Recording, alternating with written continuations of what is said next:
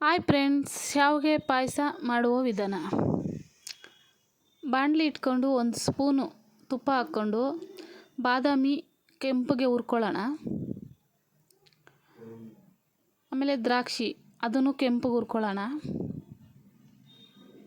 ಅದೇ ಬಾಣಲಿಗೆ ಶಾವಿಗೆ 1/4 kg ಶಾವಿಗೆ ಹಾಕ್ಕೊಂಡು ಕೆಂಪಗೆ ಹುರ್ಕೊಳ್ಳೋಣ. ಇದನ್ನು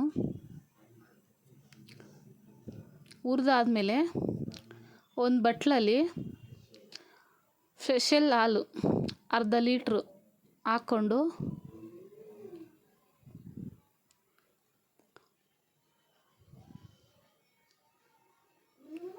ಅದಕ್ಕೆ 1/4 ಬಟ್ಲು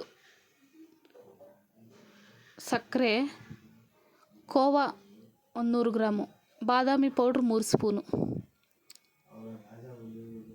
ಹಾಕ್ಕೊಂಡು ಚೆನ್ನಾಗಿ ಮಿಕ್ಸ್ ಮಾಡಿಕೊಂಡು ತುಪ್ಪ 2 ಸ್ಪೂನ್ ಹಾಕ್ಕೊಳ್ಳೋಣ. ನೋಡಿ ಕುದೀತಾ ಇದೆ. ಚೆನ್ನಾಗಿ ಕುದ್ದಾದ್ಮೇಲೆ ಶಾವಿಗೆ ಹುರಿದಿರೋದು ಕರೆಕ್ಟಾಗಿ 1 ಬಟ್ಲೈತೆ ಶಾವಿಗೆ, ಅದನ್ನು ಹಾಕ್ಕೊಳ್ಳೋಣ. ನೋಡಿ 1-2 ಕುದಿ ಬಂದಾದಮೇಲೆ ಮುಚ್ಚಿಗೆ ಬಿಡೋಣ. ಅದು ಮಗ್ಗೋಷ್ಟ್ರಲ್ಲಿ ಸರೋಗುತ್ತೆ.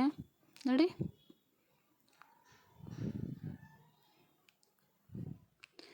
ಇವಾಗ ದ್ರಾಕ್ಷಿ ಗೋಡಂಬಿ ಹುರಿದು ಒಂದು ಕಡೆ ಇಟ್ಕೊಂಡಿದ್ವಲ್ಲ, ಅದನ್ನು ಹಾಕ್ಕೊಂಡು ಮಿಕ್ಸ್ ಮಾಡೋಣ.